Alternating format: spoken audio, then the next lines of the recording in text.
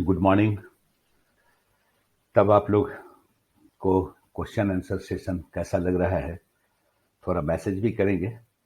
और जो भी थोड़ा बहुत फॉल्ट है, जैसे वो जो टिक लगाने वाला, मैं थोड़ा प्रैक्टिस में हूँ, एक आध दिन बाद वो भी बिल्कुल क्लियर कट शुरू हो जाएगा, आप लोगों को दिक्कत नहीं होगी। और सोशल मीडिया पे इधर कल से मैं देख रहा हूँ, लगातार एक इंफॉर्मेशन आ रहा है कि बीपीएससी का डेट बढ़ने वाला है पीटी के लिए। एकदम ये कोई ऑथेंटिक न्यूज नहीं है और बीपीएससी का डेट बढ़ने वाला नहीं है। हो सकता है एक दिन पहले हो जाए, ये चांस ज़्यादा बनता है, लेकिन डेट बढ़ेगा इसकी गुंजाइश 99% नहीं है। और अगर अच्छा लगता है तो ज़रूर शेयर कीजिए अपने मित्रों को, सब्सक्राइब भी कीजिए। और इस सप्ताह से और भी विषय शुरू हो जाएगा। कुछ लोगों ने मैसेज किया है साइंस के लिए, इकोनॉमिक्स के लिए, तो आपका साइंस का भी सेशन होगा। इंडियन इकोनॉमी, जिसमें बिहार भी ऐड किया जाएगा, वो भी रहेगा। ज्योग्राफी का बिल्कुल अलग सेपरेट सेशन शुरू होगा, वो भी रहेगा। सारा चीज सिस्टमैटिक चलेगा। इस सप्ताह से लगभग सब मतलब एकदम लाइन पे आ जाएगा। और कोशिश रहेगी कि आप लोगों का क्वेश्चन बेहतर बने, इसके लिए प्रयास किया जाएगा हम लोगों की तरफ से। और आप लोग भी अच्छी तैयारी कीजिए, मेहनत कीजिए। समय अब बहुत ज़्यादा तो नहीं है, लेकिन आप लोगों की तैयारी भी काफ़ी अच्छी हो चुकी होगी, ये मुझे मालूम है। अच्छा समय मिला है, थोड़ा सा रिवीजन कीजिए, देखिए और उन चीज़ों पे थोड़ा फोकस कीजिए जिसको बार बार देखने की ज़रूरत पड़ती है। जैसे करंट है, या फिर बिहार की कुछ पर्सनैलिटी जिनको सिर्फ बिहार पढ़ने के क्रम में ही आप पढ़ते हैं, तो उन चीज़ों को थोड़ा देखिए। बिहार ज्योग्राफी में भी कुछ मुद्दा है जिसको देखने की ज़रूरत है, इसलिए कि आप इंडिया एंड वर्ल्ड ज्योग्राफी तो पढ़ते हैं, लेकिन बिहार का ज्योग्राफी जब पढ़ते हैं, जब बीपीएससी होता है तभी आप पढ़ते हैं। इसलिए इन चीज़ों पे थोड़ा सा नोटिस कीजिए। जो आपका कमज़ोर पार्ट है उसको भी बेहतर करने का समय है, किया जा सकता है। ऐसा कुछ नहीं कि उसको छोड़ने की ज़रूरत है, उसको भी कर सकते हैं आप, ठीक है। तो आज हम लोग शुरू करते हैं। और ये देखिए कि अभी आपको जो क्वेश्चन मिलेगा वो मॉडर्न हिस्ट्री और करेंट का होगा, और कुछ मॉडर्न बिहार से भी क्वेश्चन होगा। लेकिन एंशियंट मीडिएवल के लिए बिल्कुल अलग सेशन होगा, जिसमें करेंट के साथ एंशियंट और मीडिएवल होगा, और तब उसमें एंशियंट और मीडिएवल के बिहार का भी सेक्शन उसमें ऐड हो जाएगा, ठीक है। ये मैंने जानबूझ के किया है, चूंकि 50 क्वेश्चन का ही ये सेशन है। और अगर हम इसको सेपरेटली अगर बांट के करते हैं तो मुझे लगता है कि आपके लिए ज़्यादा बेनिफिशियल होगा। और कुछ इन्फॉर्मेशन जो आपको पहली बार ऐसा देखने को मिलता है, तो मैं बड़ा आराम से बात करता हूँ, आप लिख सकते हैं उसको, ठीक है।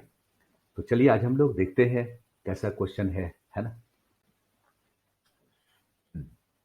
ये आपका पहला क्वेश्चन है।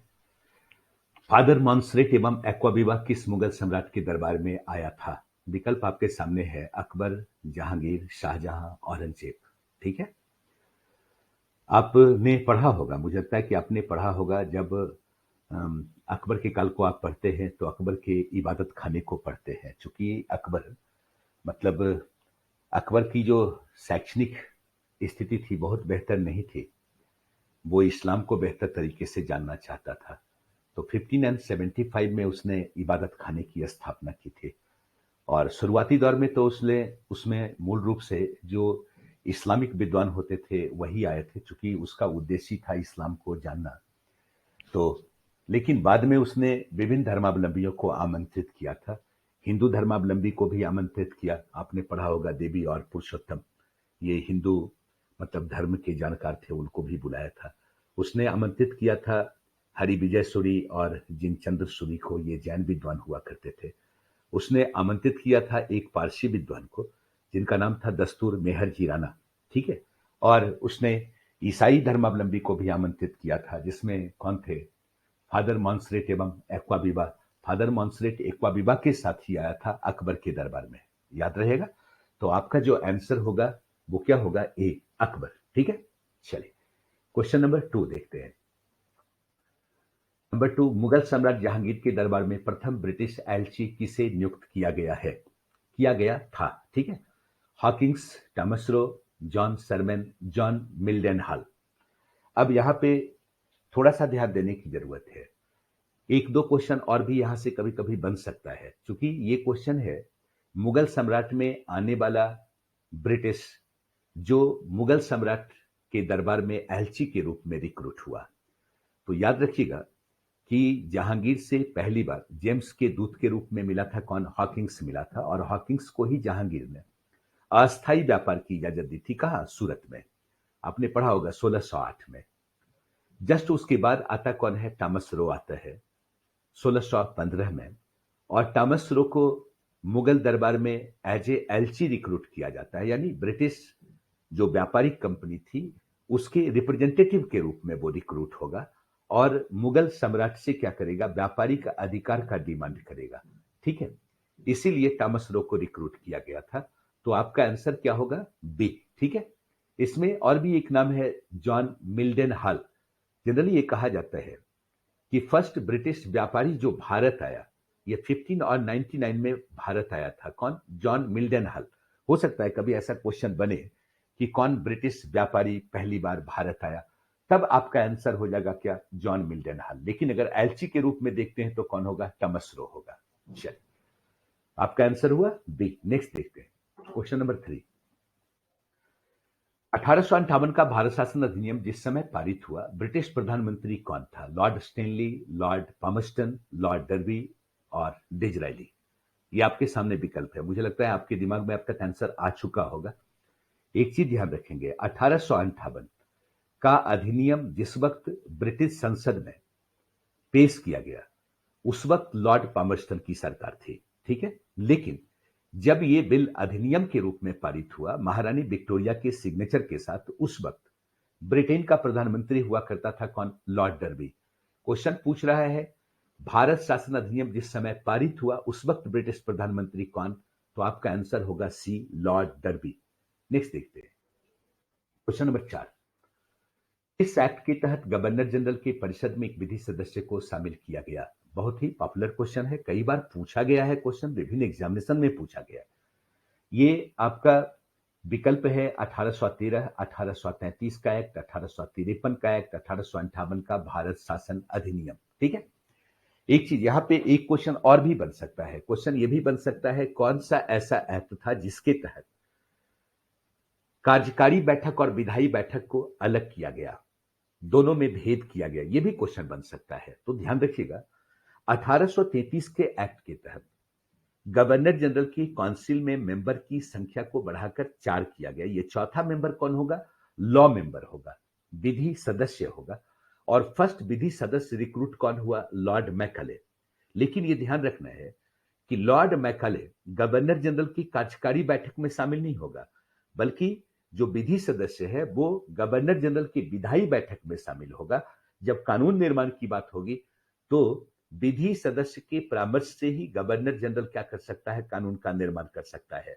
इसलिए ध्यान रखिएगा 1833 का एक्ट आपका आंसर होगा बी। ठीक है, नेक्स्ट आइएगा क्वेश्चन नंबर 5। द इंडियन मुसलमान्स के लेखक कौन? द इंडियन मुसलमान पुस्तक किसकी रचना है? एओ ह्यूम, डफरिन, सैयद अहमद खां, सर विलियम हंटर। चलिए, मैं इंडियन मुसलमान्स के बारे में बता दूं। ये रचनाकार इस किताब के माध्यम से ब्रिटिश अधिकारी, ब्रिटिश प्रशासकों को यह सूचना देता है कि भारत में राष्ट्रवादी गतिविधियां तेजी से बढ़ रही हैं, इससे सचेत होने की जरूरत है। और यह भी कहता है कि जो राष्ट्रवादी आंदोलन है वो हिंदुओं का आंदोलन है, इसलिए हिंदुओं की शक्ति को प्रतिसंतुलित करने के लिए ब्रिटिशर्स को मुसलमानों का सपोर्ट लेना चाहिए। और इसी पे बेस्ड ये बुक है द इंडियन मुसलमान्स। राइटर का नाम है सर विलियम हंटर। यानी आपका आंसर क्या हो जाएगा? डी। नेक्स्ट आते हैं अगला क्वेश्चन जो आपका है, हाल ही में सुर्खियों में रहे ब्रू शरणार्थी किस राज्य से संबंधित हैं? ये हाल फिलहाल की घटना है, ये आपका करेंट का क्वेश्चन है। और मुझे लगता है कि आप लोगों ने पढ़ा होगा। ये मीजो और ब्रू दोनों ट्राइब्स है, दोनों के बीच संघर्ष के कारण ब्रू को मिजोरम छोड़ना पड़ा और वो अभी शरणार्थी के रूप में मौजूद हैं। ये बहुत पहले कहाँ रहते थे? त्रिपुरा में रहते थे। त्रिपुरा से मिजोरम जाकर बसे, लेकिन वर्तमान में सरकार इन्हें त्रिपुरा में पुनर्वास की इनके लिए व्यवस्था कर रही है। इसका मतलब आंसर क्या हो जाएगा? B, Tripura. Question number 6, B, Tripura. Next देखते हैं क्वेश्चन नंबर 7। बिना अपने मित्र को शक्तिशाली बनाए हमने अपने शत्रु को कुचल दिया, यह कथन किसका है? क्वेश्चन बहुत बार पूछा है अलग अलग एग्जामिनेशन में, और मुझे लगता है कि काफी मतलब कि आप लोगों को इसकी जानकारी होगी। आपके सामने विकल्प है Warren Hastings, Cornwallis, Haider Ali और क्लाइव। ठीक है, याद कीजिए आंग्ल मैसूर युद्ध, ये थर्ड युद्ध जिसमें श्रीरंगपट्टनम की संधि हुई और टीपू सुल्तान हारा था। उसी दौरान कॉर्नवालिस ने यह स्टेटमेंट जारी किया था, बिना अपने मित्र को शक्तिशाली बनाए हमने अपने शत्रु को कुचल दिया। यानी आंसर सातवा का क्या होगा? बी। नेक्स्ट क्वेश्चन देखते हैं, क्वेश्चन नंबर 8। कांग्रेस के किस अधिवेशन में यह घोषित किया गया कि कांग्रेस का दूसरा नाम राष्ट्रीय है? और यहीं से कांग्रेस के साथ राष्ट्रीय शब्द जुड़ गया। आपके सामने कुल अधिवेशन है, नागपुर अधिवेशन, कलकत्ता अधिवेशन, बंबई अधिवेशन, इलाहाबाद अधिवेशन। ठीक है, याद रखिएगा 18 एंड 91 नागपुर अधिवेशन, जिसकी अध्यक्षता किया था आनंद चार्लो ने। उसी में सर्वप्रथम ये राष्ट्रीय शब्द आया और कांग्रेस के साथ राष्ट्रीय शब्द जुड़ गया। ठीक है, आपका आंसर क्या होगा? ए, कलकत्ता अधिवेशन। नेक्स्ट आते हैं, क्वेश्चन नंबर 9। भारतीयों का कल्याण अंग्रेजों के अधीन रहकर पश्चिमीकरण का रास्ता अपनाने में है। इस कथन में, इस संदर्भ में व्हाइट मेन्स बर्डन थियरी किसने दिया? याद कीजिए, अगर आपने हिस्ट्री को पढ़ा है, थोड़ा बहुत हिस्टोग्राफी को भी आप पढ़ते होंगे, जिसमें आप पढ़ते होंगे क्या? साम्राज्यवादी इतिहासकार, राष्ट्रवादी इतिहासकार, मार्क्सवादी इतिहासकार, उपयोगितावादी इतिहासकार, उपाश्रयवादी इतिहासकार। ठीक है, ये उपयोगितावादी विचारधारा के तहत यह स्टेटमेंट आया है। और उपयोगितावादी इतिहासकारों में अगर हम नाम की बात करें तो आपका बैंथम की बात आती है, जेम्स मिल की बात आती है, मैकाले की बात आती है। ठीक है, रिकार्डो की हम बात करते हैं। तो ये पहली बार इस प्रकार का विचार दिया था। इसमें आपका विकल्प है रुपयार्ड किपलिंग, रंजीत गुहा, शाहिद अमीन, रजनी पामदत्त। ठीक है, लेकिन आपका आंसर क्या होगा? ए, रुपयार्ड किपलिंग, जिसने ये स्टेटमेंट दिया, ये विचार दिया क्या? White man's burden theory. Next देखते हैं, क्वेश्चन नंबर 10। बहुत अच्छा क्वेश्चन है। बगैर राजनीतिक या सैन्य प्रभुत्व स्थापित किए दूसरे क्षेत्र या देश का आर्थिक शोषण है, इसे क्या कहेंगे? आप लोगों ने साम्राज्यवाद पढ़ा है, उपनिवेशवाद भी आप जानते हैं। ठीक है, नव उपनिवेशवाद, यही नव उपनिवेशवाद है। नव उपनिवेशवाद यानी बगैर राजनीतिक या सैन्य प्रभुत्व स्थापित किए दूसरे क्षेत्र या देश का आर्थिक शोषण क्या कहलाता है? नव उपनिवेशवाद, जिसके संदर्भ में हम लोग बहुराष्ट्रीय कंपनियों की बात करते हैं। ठीक है, क्वेश्चन नंबर 10 का आंसर क्या हो जाएगा? सी। नेक्स्ट आएगा 11। हिस्ट्री ऑफ ब्रिटिश इंडिया निम्नलिखित में से किसकी रचना है? Rajani Palme Dutt, Lord Macaulay, Hume, James Mill. चलिए, ये रचना है जेम्स मिल की। आपका आंसर होगा डी। आगे आते हैं। किस अधिनियम के तहत यह सुनिश्चित किया गया कि 500 पाउंड से अधिक वेतनमान के पदों पर भारतीयों की नियुक्ति नहीं की जाएगी? किस अधिनियम के तहत यह सुनिश्चित किया गया कि 500 पाउंड से अधिक वेतनमान के पदों पर भारतीयों की नियुक्ति नहीं की जाएगी? आपके सामने विकल्प है 1773 का regulating act, 1784 pension India act, 1793 का अधिनियम, 1813 का अधिनियम। ये पूरा आपके सामने एक्ट है। ध्यान रखिएगा, ये दौर था कॉर्नवालिस का, जिसमें यह स्पष्ट किया गया था, चाहे सैन्य विभाग हो या न्यायिक विभाग हो या सिविल एडमिनिस्ट्रेशन से जुड़ा हुआ पद हो, 500 पाउंड से अधिक जिसका भी सैलरी है, उस पद पर ब्रिटिशर से रिक्रूट किया जाएंगे, भारतीय रिक्रूट नहीं किए जाएंगे। ठीक है, तो आपका आंसर क्या होगा? 1793 का अधिनियम, यानी आंसर होगा सी। ठीक है, नेक्स्ट आइएगा, क्वेश्चन नंबर 13। किस एक्ट के तहत ब्रिटिश नागरिकों को भारत में संपत्ति खरीदने या बेचने का अधिकार दे दिया गया? 1784 पिट्स इंडिया एक्ट, 1813 का एक्ट, 1833 का चार्टर, 1858 भारत शासन अधिनियम। ठीक है, आपके सामने ये समान विकल्प है, याद रखिएगा। 1833 का एक्ट, 1833 का एक्ट कई मामले में आपने देखा यहां से काफी क्वेश्चन पूछता रहा है। इसी एक्ट के तहत ब्रिटिश पूंजीपतियों को, जो तत्कालीन दौर में भारत आ रहे थे, भारत में संपत्ति खरीदने का अधिकार उन्हें मिला। नेक्स्ट आते हैं, क्वेश्चन नंबर 14। ब्रिटिश प्रशासकों के प्रशिक्षण हेतु फोर्ट, नाम है फोर्ट नहीं, फोर्ट विलियम कॉलेज की स्थापना किसने की? आपके सामने विकल्प है Warren Hastings, Cornwallis, ब्लेजली, Lord Canning. अब यहां पे थोड़ा सा ध्यान दीजिएगा, यहां पे और भी क्वेश्चन बन सकता है, क्योंकि आपको पता है कि शुरुआती दौर में जो ब्रिटिश प्रशासक भारत आते थे, उनका चयन नहीं होता था, उनका मनोनयन होता था, और वो कम उम्र में ही भारत आ जाते थे, अल्पवयस्क होते थे, भारत आ जाते थे। भारतीय संस्कृति की समझ नहीं थी। भारत आकर निजी व्यापार में उनकी संलग्नता थी, भ्रष्टाचार में संलग्नता थी, प्रशासनिक व्यवस्था प्रभावित हो रही थी।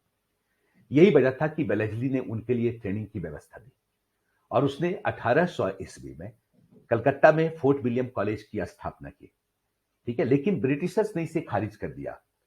कब? 1806 में। और इसके स्थान पर हेलेबरी में ईस्ट इंडिया कॉलेज की स्थापना की गई, जहां वैसे अधिकारी जो भारत आएंगे, भारत आने से पूर्व 2 साल की वहां ट्रेनिंग लेंगे। ठीक है, तो आपका आंसर क्या होगा? सी, बेलेजली। क्वेश्चन नंबर 15 देखिएगा। क्वेश्चन नंबर 15, किस चार्टर एक्ट के तहत सिविल सेवकों के मनोनयन का अधिकार बोर्ड ऑफ डायरेक्टर से लेकर खुली प्रतियोगिता परीक्षा के द्वारा भर्ती किया जाने लगा? चलिए, आपने पढ़ा था पिछले बार जो क्वेश्चन था 1833 से था, यानी पहली बार खुली प्रतियोगिता की बात किस एक्ट में की गई? ठीक है, तब हम 1833 की बात करते हैं, लेकिन 1833 से लेकर 53 तक लगातार देखते क्या है, चयन नहीं हुआ, अधिकारियों का मनोनयन हुआ। 1853 की चार्टर एक्ट के तहत हम देखते क्या है, खुली प्रतियोगिता परीक्षा के आधार पर रिक्रूटमेंट क्या हुआ, प्रारंभ हो गया।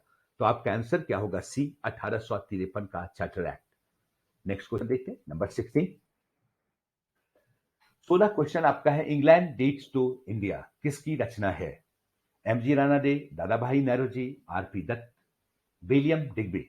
ठीक है, आपके सामने ये 4 विकल्प है। मुझे लगता है बहुत ही पॉपुलर क्वेश्चन है, आप आंसर जान रहे हैं, लेकिन चलिए मैं फिर भी बता दूं। दादा भाई नौरोजी की एक पुस्तक है, poverty and un British rule in India.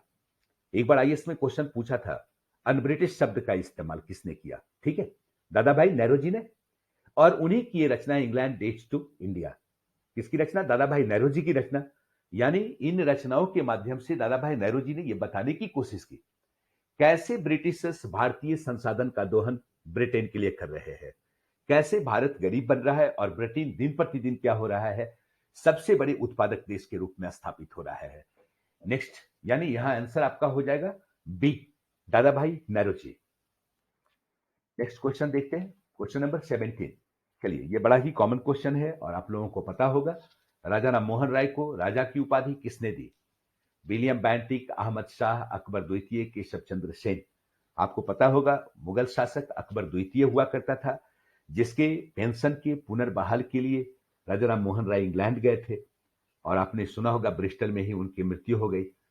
यही अकबर द्वितीय ने राजा राम मोहन राय को राजा की उपाधि दी थी, यानी आंसर होगा सी। अगला क्वेश्चन, क्वेश्चन नंबर 18 आपके सामने है, उत्तर भारत का हिंदू लूथर किसे कहा जाता है? चलिए, ये क्वेश्चन सेट किया गया है तो मैं आंसर बता ही दूं। ऐसे ही ध्यान रखिएगा कि किंग लूथर का संबंध धार्मिक और सामाजिक सुधार से रहा है। किंग लूथर का संबंध धार्मिक और सामाजिक सुधार से रहा है। अगर लॉजिकली इस क्वेश्चन के का आंसर अगर एक्सप्लेन करने के लिए कहा जाए तो यहां पे अगर देखा जाए तो लगभग ऐसे पर्सनालिटी का नाम लिखा हुआ है जिनका संबंध धार्मिक और सामाजिक सुधार से रहा है, लेकिन सामान्य तौर पे इस रूप में एक्सेप्ट किया गया है किसको? दयानंद सरस्वती को। आपका आंसर क्या होगा? ए होगा, दयानंद सरस्वती। नेक्स्ट देखिएगा, क्वेश्चन नंबर 19। तहजीब उल अखलाक पत्रिका फारसी में लिखी गई थी, इसका संपादन किसने किया? अब्दुल लतीफ, इकबाल, मौलाना अबुल कलाम और सैयद अहमद खान। तो ये ध्यान दीजिएगा कि ये पत्रिका किसकी है? सैयद अहमद खान की है, और आपका आंसर क्या होगा? डी। चलिए 20 क्वेश्चन देखते हैं। 20वां, अखिल भारतीय समाजवादी कांग्रेस पार्टी का प्रथम वार्षिक अधिवेशन कहां हुआ? ठीक है, ये अखिल भारतीय समाजवादी कांग्रेस पार्टी, इस संस्था को स्थापित करने का श्रेय वैसे पर्सनालिटी को जाता है जो पहले बिल्कुल वामपंथी हुआ करते थे, मार्क्सवादी विचारधारा से प्रेरित प्रभावित थे। भारत आने के बाद नेहरू से उनकी संबद्धता हुई, गांधी से जुड़े, थोड़ा बहुत गांधीवाद से भी प्रभावित हुए, और बाद में उन्होंने कांग्रेस के साथ जुड़कर आंदोलन भी किया। ये बिहार के ही पर्सनालिटी हैं। कौन? जयप्रकाश नारायण, आपको पता होगा। उनके और उनके कुछ सहयोगियों ने मिलकर क्या किया, ये भारतीय समाजवादी कांग्रेस पार्टी की स्थापना की थी। चलिए मैं बात करता हूं, अधिवेशन कहां हुआ? पटना, बंबई, कानपुर और कलकत्ता। याद रखिएगा, ये जो प्रथम अधिवेशन हुआ संपूर्णानंद की अध्यक्षता में, याद रखिएगा संपूर्णानंद की अध्यक्षता में, अक्टूबर 1934 में, कहा? बंबई में। ठीक है, जिसमें सचिव थे कौन? जयप्रकाश नारायण। तो आपका आंसर होगा बी, बंबई। चलिए आगे देखते हैं। क्वेश्चन नंबर आपका है 21, द फिलॉसफी ऑफ बम्प किस क्रांतिकारी की रचना है? द फिलॉसफी ऑफ बम्प, याद रखना है। यहां पे आपके सामने विकल्प है भगत सिंह, सचिंद्र सान्याल, भगवती चरण बोहरा और चंद्रशेखर आजाद। ये सभी क्रांतिकारी हैं। ठीक है, और इनकी संबद्धता HSRA, Hindustan socialist Republican association से है। ठीक है, जिसमें philosophy of bump Bhagwati Charan Vohra की रचना है। आपको पता होगा, इन्हें ना तो फांसी दी गई, न इनको मृत्युदंड दिया गया था। बम विस्फोट के कारण इनकी मृत्यु हो गई थी। तो याद रखना है, द फिलॉसफी ऑफ बम किसकी रचना? भगवती चरण बोहरा की रचना। Answer C. नेक्स्ट क्वेश्चन देखते हैं। निम्नलिखित में से कौन अनुशीलन समिति के सदस्य नहीं थे? चलिए थोड़ा सा बताऊंगा इसके बारे में। अनुशीलन समिति एक क्रांतिकारी संस्था है, और ये एक्टिव कब था? याद कीजिए, उस वक्त एक्टिव था जिस वक्त बंगाल विभाजन का मुद्दा चल रहा था, स्वदेशी बहिष्कार आंदोलन हो रहा था। उस वक्त हताश निराश युवकों ने क्या किया? क्रांतिकारी दल का गठन किया था। उसी दौरान हम देखते क्या है, अनुशीलन समिति ढाका की स्थापना हुई, अनुशीलन समिति कलकत्ता की स्थापना हुई। ठीक है, और यहां पे जो पुलीन बिहारी दास हैं, ज्ञानेंद्र बसु, बारिंद्र घोष, खुदीराम बोस, ये सभी के सभी अनुशीलन समिति के मेंबर हैं। ठीक है, इसका मतलब आंसर क्या होगा? ई होगा। आंसर ई होगा, क्योंकि जो आपका विकल्प है उस हिसाब से देखते क्या है, सभी के सभी इस संस्था के मेंबर। तो आंसर क्या? ई। चलिए आगे देखते हैं। 23, निम्नलिखित युग्मों में से कौन सुमेलित नहीं है?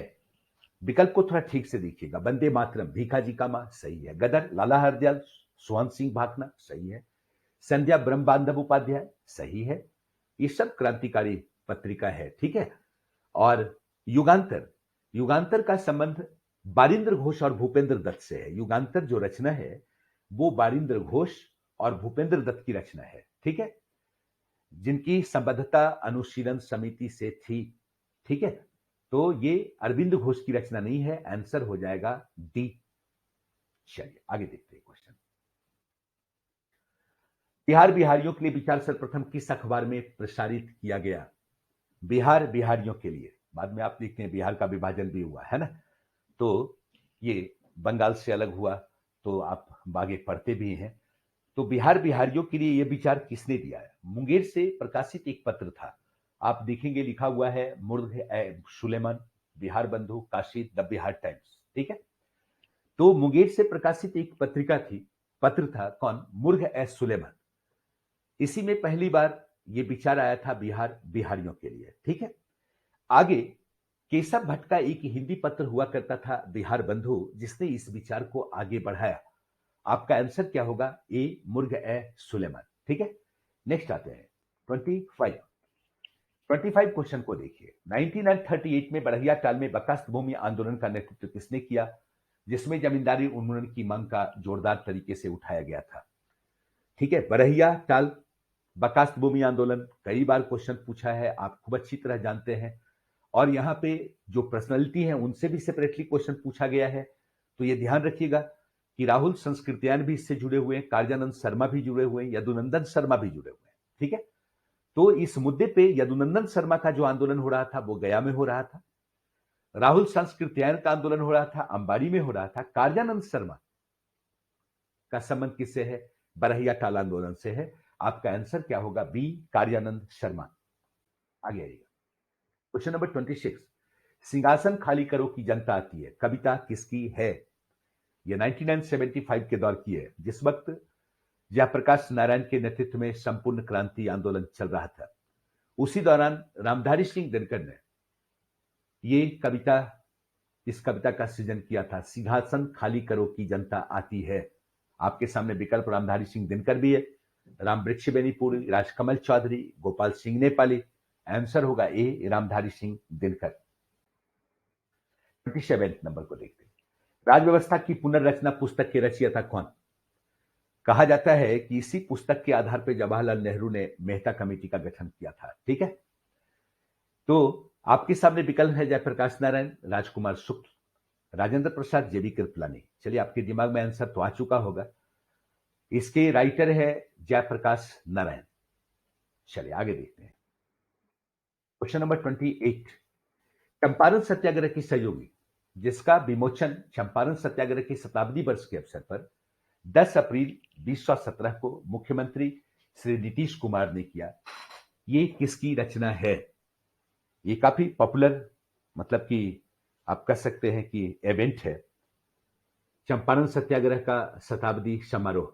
ठीक है, और उसी दौरान ये पुस्तक सामने आई जिसका विमोचन किया नीतीश कुमार ने। ये रचना है अरविंद मोहन की। आंसर होगा बी, याद रखिएगा। एक और पुस्तक जो इनकी काफी पॉपुलर है, एम के गांधी की चंपारण डायरी। याद रखिएगा, एम के गांधी की चंपारण डायरी इन्हीं की रचना है। चंपारण सत्याग्रह के सहयोगी इन्हीं की रचना है।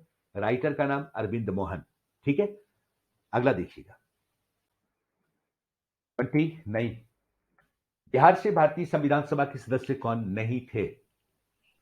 याद कीजिए, संविधान सभा का गठन, संविधान सभा में कुल 389 मेंबर, जिसमें ब्रिटिश प्रांत के भी प्रतिनिधि थे, चीफ कमिश्नरी प्रांत के भी प्रतिनिधि थे, देशी रियासत के भी प्रतिनिधि थे। पूछ रहा है कि बिहार से अबाउट 36 लोग संविधान सभा में थे, इनमें से कौन बिहार के नहीं है जो संविधान सभा के मेंबर थे? श्री कृष्ण सिंह, अनुग्रह नारायण सिन्हा, जगजीवन राम, जेबी कृपलानी। चलिए, आपके दिमाग में आंसर आ गया होगा, लेकिन मैं बता दूं, इसका आंसर होगा डी, जेबी कृपलानी। संयुक्त प्रांत से वो संविधान सभा के मेंबर हुआ करते थे। बाकी ये सभी बिहार से संविधान सभा के मेंबर हुआ करते थे। नेक्स्ट क्वेश्चन देखते। 30। भारत के संविधान के प्रारूप पर विचार करने हेतु गठित प्रारूप समिति के 7 सदस्यों में से किसने इस पर हस्ताक्षर नहीं किया? 7 मेंबर है, याद रखिएगा, जिसमें एक मूल रूप से कांग्रेसी के मुंशी, बाकी सभी अलग अलग कम्युनिटी से आए हैं। लेकिन इस पे सिग्नेचर किसने नहीं किया? 7 में से नाम याद रखिएगा, मोहम्मद शादुल्लाह, जिनकी संबद्धता मुस्लिम लीग से थी, उन्होंने प्रारूप समिति पे हस्ताक्षर नहीं किया था। यानी आपका आंसर क्या हो जाएगा? B, Mohammad Sadullah. Question number 31। 31 नंबर को देखिएगा। आपके सामने क्वेश्चन करेंट का है। किस राज्य केंद्र शासित प्रदेश ने जेल टूरिज्म की शुरुआत की है? आपके सामने विकल्प है गुजरात, पश्चिम बंगाल, महाराष्ट्र और दिल्ली। याद कीजिएगा, जेल टूरिज्म हाल फिलहाल आपने न्यूज में पढ़ा होगा। महाराष्ट्र में विश्व 21 गणतंत्र दिवस के अवसर पे उद्धव ठाकरे ने जेल टूरिज्म की घोषणा की और इसकी शुरुआत पूना यरबदा जेल से हुआ। और यरबदा जेल काफी ऐतिहासिक रूप से फेमस है, क्योंकि गांधी की भी गिरफ्तारी हुई, तिलक और बोस सभी की संबद्धता कहीं ना कहीं यरबदा जेल से है। और याद रखिएगा, दक्षिण एशिया का ये सबसे बड़ा जेल है। ठीक है, यानी इसके ऐतिहासिक महत्व को देखते हुए इस पहल को प्रारंभ किया गया जेल टूरिज्म को, और इसे शुरू किया महाराष्ट्र में। ठीक है, महाराष्ट्र ने शुरू किया, यानी इसकी घोषणा की थी वहां के चीफ मिनिस्टर उद्धव ठाकरे ने। तो आपका आंसर हो जाएगा क्या? सी, महाराष्ट्र। नेक्स्ट क्वेश्चन देखिएगा। 32। किस केंद्रीय मंत्रालय द्वारा प्रसाद स्कीम शुरू की गई? आपके सामने विकल्प है वित्त मंत्रालय, पर्यटन मंत्रालय, वाणिज्य मंत्रालय, गृह मंत्रालय। याद कीजिएगा, तीर्थ यात्रा, कायाकल्प और आध्यात्मिक संवर्धन प्रारंभ किया गया था अबाउट आपका 2014-15 में ही। 2017 में इसे तीर्थ यात्रा, कायाकल्प और आध्यात्मिक विरासत संवर्धन अभियान का नाम दिया गया, जिसका मूल रूप से उद्देश्य है क्या? पर्यटन क्षेत्र को बढ़ावा देना। यानी वो जगह जिसका संबंध अध्यात्म से है, जिसका संबंध धार्मिक है, उसके महत्व को समझते हुए पर्यटन केंद्र के रूप में उसे डेवलप करना क्या है, इसका उद्देश्य है। ठीक है, अगला देखिएगा। यानी आपका आंसर क्या हो जाएगा, किस मंत्रालय के द्वारा ये किया गया, तो इसका आपका आंसर होगा बी, पर्यटन मंत्रालय। क्वेश्चन नंबर 33, हुनरबाज पुरस्कार केंद्रीय मंत्रालय द्वारा प्रदान किया जाता है। क्वेश्चन पूछा हुआ है ग्रामीण विकास मंत्रालय, क्वेश्चन है शहरी विकास मंत्रालय, कृषि मंत्रालय, समाज कल्याण मंत्रालय। याद कीजिए, दीनदयाल उपाध्याय जयंती के अवसर पर ग्रामीण विकास मंत्रालय के अंतर्गत क्या हुआ है, राष्ट्रीय ग्राम विकास एवं पंचायती राज संस्थान हैदराबाद में 15 राज्यों के 75 दिव्यांगों को हुनरबाज सम्मान से क्या किया, पुरस्कृत किया। यानी ये कौन लोग हैं जिन्हें ग्रामीण कौशल विकास योजना के तहत ट्रेन किया गया, उन्हें विभिन्न मतलब समुदाय में रखा गया जहां उन्होंने बेहतर प्रदर्शन किया, उसी प्रदर्शन के आधार पर इन्हें हुनरबाज पुरस्कार दिया गया। तो आपका आंसर क्या होगा, ग्रामीण विकास मंत्रालय। तो 33 का आंसर ए। अगला क्वेश्चन देखिएगा, क्वेश्चन नंबर 34, दिल्ली सरकार का स्विच दिल्ली अभियान किससे संबंधित है। विकल्प है इलेक्ट्रिक वाहनों का संचालन, कार्य स्थलों पर नवीन ऊर्जा स्रोत से ऊर्जा का उत्पादन, सौर ऊर्जा को बढ़ावा देना, प्रदूषण को कम करना। थोड़ा माइन्यूटली देखिएगा, क्योंकि ये न्यूज काफी पॉपुलर है और दिल्ली सरकार ने इसकी घोषणा की, और ये भी आप जानते हैं कि उनका जो इस योजना के तहत प्लान है, वो प्लान है कि 2024 तक दिल्ली में खरीदे गए वाहनों का 25% वाहन क्या होगा, इलेक्ट्रिकल होगा। इसके पीछे उद्देश्य क्या है, पॉल्यूशन को न्यूट्रलाइज करना, पॉल्यूशन को कम करना। ठीक है, अब अगर गौर करके देखें तो आपका आंसर ए, इलेक्ट्रिक वाहनों का संचालन होता है। लेकिन अगर डी को देखें, प्रदूषण को कम करना, तो कहीं ना कहीं दोनों एक दूसरे का पूरक है।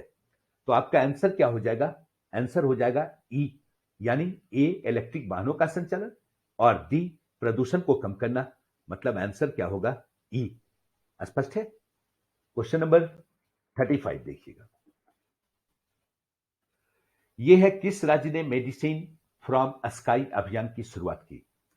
मेडिसिन फ्रॉम स्काई अभियान की शुरुआत की यह इवेंट 2021 का है। कर्नाटक, महाराष्ट्र, केरल और तेलंगाना। याद कीजिए, नागरिक उड्डयन मंत्रालय की मंजूरी के साथ ये पहली पायलट परियोजना है। ठीक है, जिसका उद्देश्य क्या है, ड्रोन के जरिए दवा, वैक्सीन, ब्लड, जीवन रक्षक दवा या उपकरण इत्यादि की डिलीवरी कहां करना, प्राथमिक स्वास्थ्य केंद्र के लिए, सामुदायिक केंद्र के लिए, सामुदायिक स्वास्थ्य केंद्र के लिए। और ये पहल किसने किया है, तेलंगाना सरकार ने। आपका आंसर क्या होगा, डी, तेलंगाना। नेक्स्ट देखते हैं, क्वेश्चन नंबर 36, किस राज्य सरकार ने लक्ष्मीबाई सामाजिक सुरक्षा पेंशन योजना की शुरुआत की है। ठीक है, ये 2022 की पहल है, हाल फिलहाल का इवेंट है। आपके सामने विकल्प है बिहार, उत्तर प्रदेश, मध्य प्रदेश और महाराष्ट्र। ठीक है, ध्यान रखना है किस राज्य सरकार ने लक्ष्मीबाई सामाजिक सुरक्षा पेंशन योजना की शुरुआत की है।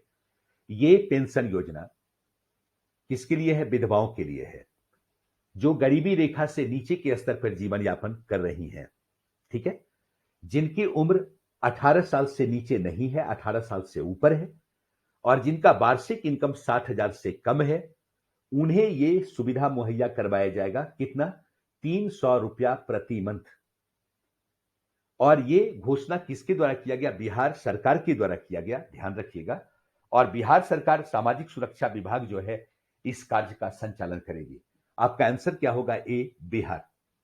नेक्स्ट देखते हैं 37, आइडिया ऑफ जस्टिस के लेखक कौन है। राम जेठमलानी, प्रशांत भूषण, कपिल सिब्बल और अमर्त्य सेन। याद कीजिएगा, ये 2009 की रचना है और ये रचना है अमर्त्य सेन की।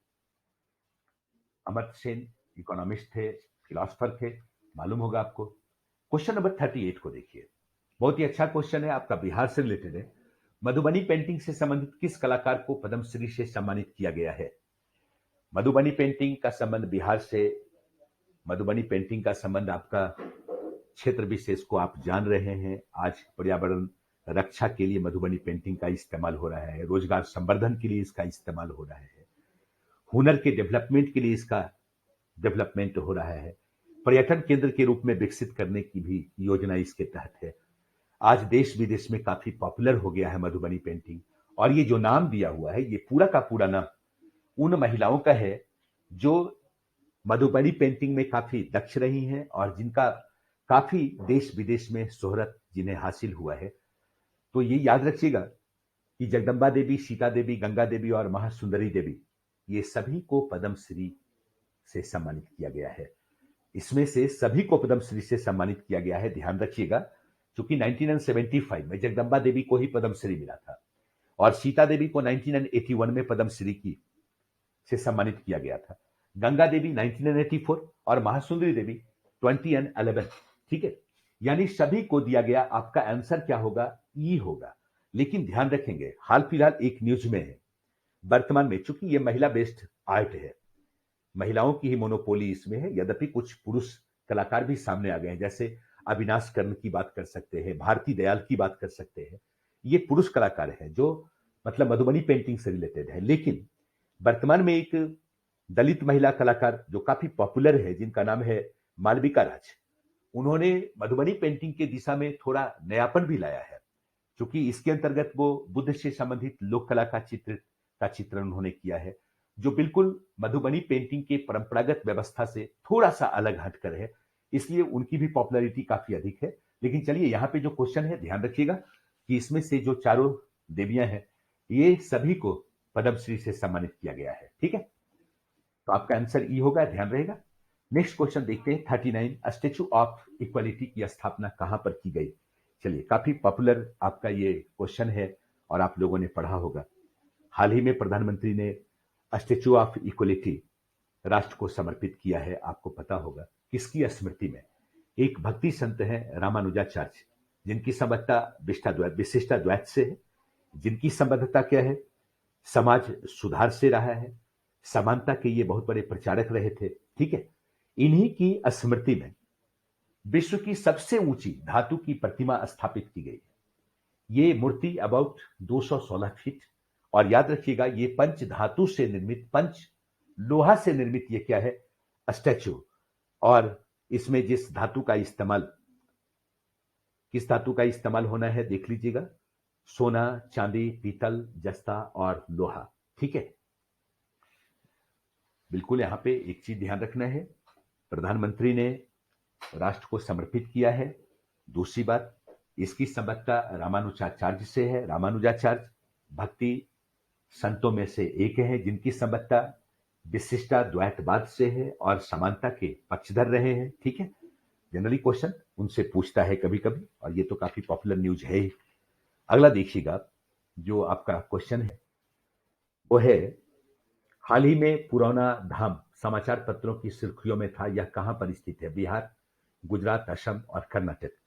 ये काफी पॉपुलर मुद्दा हाल फिलहाल का रहा है और मुझे लगता है कि आप लोगों ने आंसर इसे बना लिया होगा, क्योंकि ये बिहार सरकार के अनुरोध पे पर्यटन मंत्रालय ने बिहार के सीतामढ़ी स्थित पुरौना धाम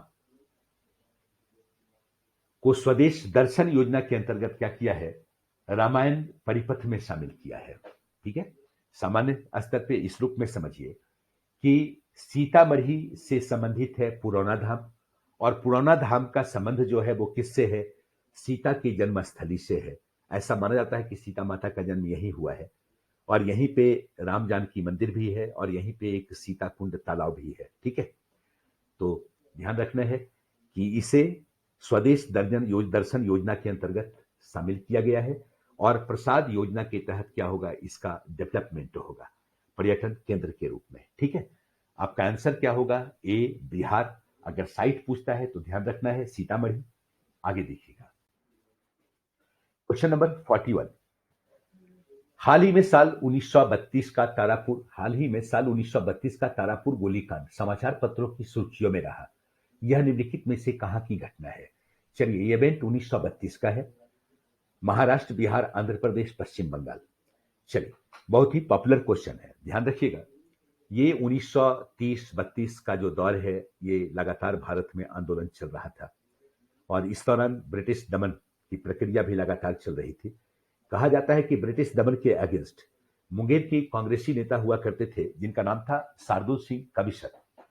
उनके आह्वान पर क्या हुआ, सरकारी भवनों पर झंडा फहराने की, तिरंगा फहराने की कोशिश की युवाओं ने, और मुंगेर के तारापुर थाना के बिल्डिंग पर झंडा फहराने की कोशिश के दौरान पुलिस फायरिंग के शिकार हुए, जिसमें लगभग 34 स्वतंत्रता सेनानी की मृत्यु हो गई। इस क्षेत्र के लोग लगातार डिमांड कर रहे थे सरकार से कि इस स्थल को ऐतिहासिक घोषित किया जाए, इसकी ऐतिहासिक महत्ता को स्थापित किया जाए, और जिन लोगों की मृत्यु हुई है उन्हें शहीद घोषित किया जाए। ठीक है, यही वजह है कि बिहार सरकार ने हाल में इसे ऐतिहासिक स्थल के रूप में विकसित करने का निर्णय लिया है। ठीक है, और इस स्थल की इस पहचान के लिए मतलब ये घोषणा की गई है कि 13 शहीदों की प्रतिमा स्थापित की गई, और जो कुछ शहीद 21 अज्ञात हैं उनके लिए क्या किया जाएगा, उनका भित्ति चित्र लगाया जाएगा। ठीक है, और इनके सम्मान में 15 फरवरी को शहीद दिवस के रूप में क्या किया जाएगा, आयोजित किया जाएगा, ये घोषणा किया गया। और इसी इवेंट के लिए ये न्यूज जो है क्या है, पॉपुलर है, अभी के डेट में कह सकते हैं चर्चा में रहा है। आपका आंसर क्या हो जाएगा, बिहार। ठीक है, चलिए बिहार याद रहेगा, तारापुर मुंगेर का एरिया। क्वेश्चन नंबर 42 देखते हैं हम लोग। 5000 पुरानी सोहराई कोहबर चित्रकला को जिसे जीआई टैग दिया गया है किस राज्य से जुड़ी हुई है? याद रखिएगा, जीआई टैग अभी अभी वर्तमान में इसे प्राप्त हुआ है, लेकिन ध्यान रखना है सोहराई कोहबर चित्रकला की संबद्धता ट्राइबल आर्ट से है, जनजातीय कला से है। ठीक है, और इसकी संबद्धता कहां से है, झारखंड से है। ये झारखंड की पुरानी कला परंपरा है जिसे जीआई टैग देकर इसके पहचान को स्थापित करने की कोशिश की जा रही है।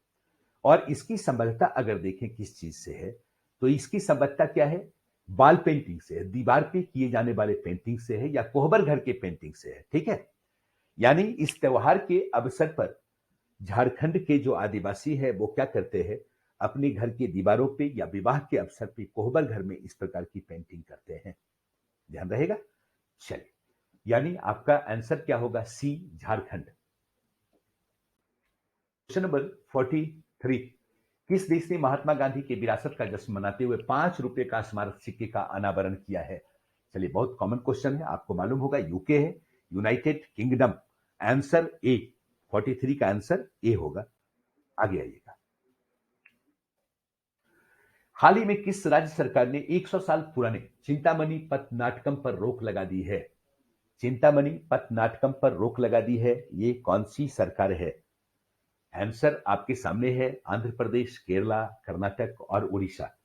ये आंध्र प्रदेश की सरकार ने इस पे रोक लगाया है।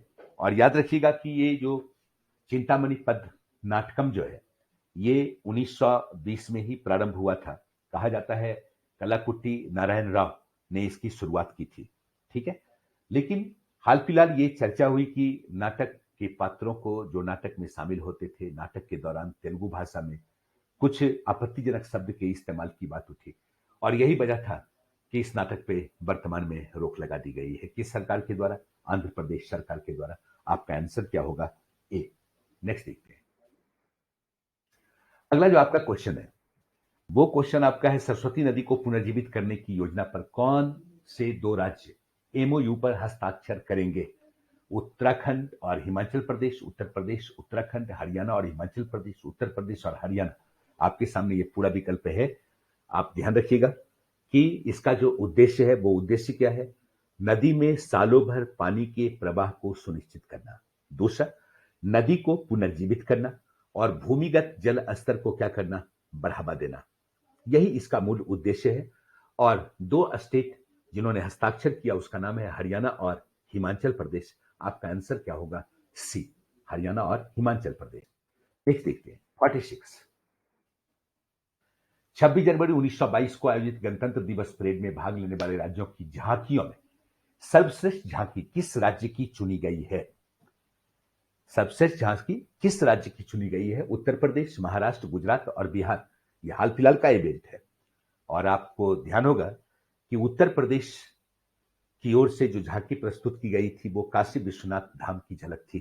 ठीक है, दूसरा राज्य के एक जिला एक उत्पाद योजना को भी झांकी के तौर पे दिखाया गया था। ठीक है, यही दो इवेंट के कारण क्या था, ये प्रथम स्थान पे रहा। आपका आंसर क्या होगा, ए उत्तर प्रदेश। आगे आते हैं, 47 नंबर क्वेश्चन आपका है, हाल ही में यूनेस्को ने तेलंगाना के किस मंदिर को विश्व धरोहर में शामिल किया है?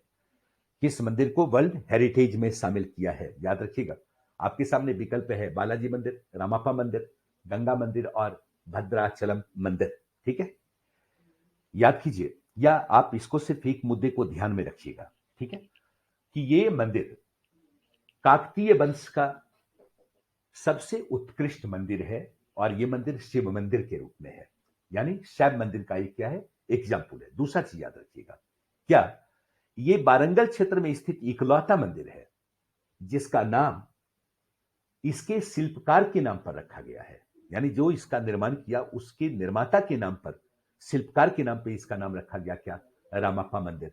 यानी आंसर क्या होगा, 47 का भी। नेक्स्ट क्वेश्चन देखते हैं, 48, हाल ही में चर्चा में रहे बाबूशखा बटालियन का संबंध किससे है? चलिए, अभी तो आप 2-3 दिन से ही सुन ही रहे हैं और मुझे लगता है आपको पूरा पता होगा, ये यूक्रेन में रक्षा करने से वृद्ध महिलाओं द्वारा बनाया गया एक सैन्य संगठन है। बी, तालिबान द्वारा बनाया गया नया बटालियन। सी, अमेरिका का ध्रुवीय प्रदेश में सैनिक संगठन। डी, तालिबान द्वारा बनाया गया नया बटालियन। ई, मालूम ही है। अब आप ध्यान रखिएगा, ये 48 का आपका आंसर होगा ए, यूक्रेन। और यूक्रेन की वृद्ध महिलाओं द्वारा निर्मित ये सैन्य संगठन है और ये संगठन बना कब, 2014 में। 2014 से ये ऑर्गेनाइजेशन क्या है, सक्रिय है, जिसका उद्देश्य क्या है, युद्ध के समय चिकित्सा व्यवस्था को बहाल करना या आत्मरक्षा की ट्रेनिंग देना, हथियार चलाने की ट्रेनिंग देना। ठीक है, तो यहां पे आपका आंसर क्या होगा, ए, यूक्रेन के रक्षा केंद्र से वृद्ध महिलाओं के द्वारा बनाया गया क्या, सैन्य ऑर्गेनाइजेशन, बटालियन। आगे आते हैं, रूसी प्रेसिडेंट पुतिन ने यूक्रेन के किन दो राज्यों को स्वतंत्र देश घोषित किया है? चर्निवल और लुहांस्क, कीव और पोल्टावा, खार्किव और क्रीमिया, लुहांस्क और डेनेटस्क। याद रखिएगा, 49 का जो आपका आंसर होगा वो आपका है लुहांस्क और डोनेटस्क। चूंकि कहा जाता है कि ये रूस का सबसे निकटवर्ती राज्य है जहां अलगाववादियों का लगातार वर्चस्व रहा है, इसीलिए रूसी प्रेसिडेंट पुतिन ने यूक्रेन के इन दो राज्यों को क्या किया है, स्वतंत्र देश घोषित किया है। चलिए आगे देखते हैं,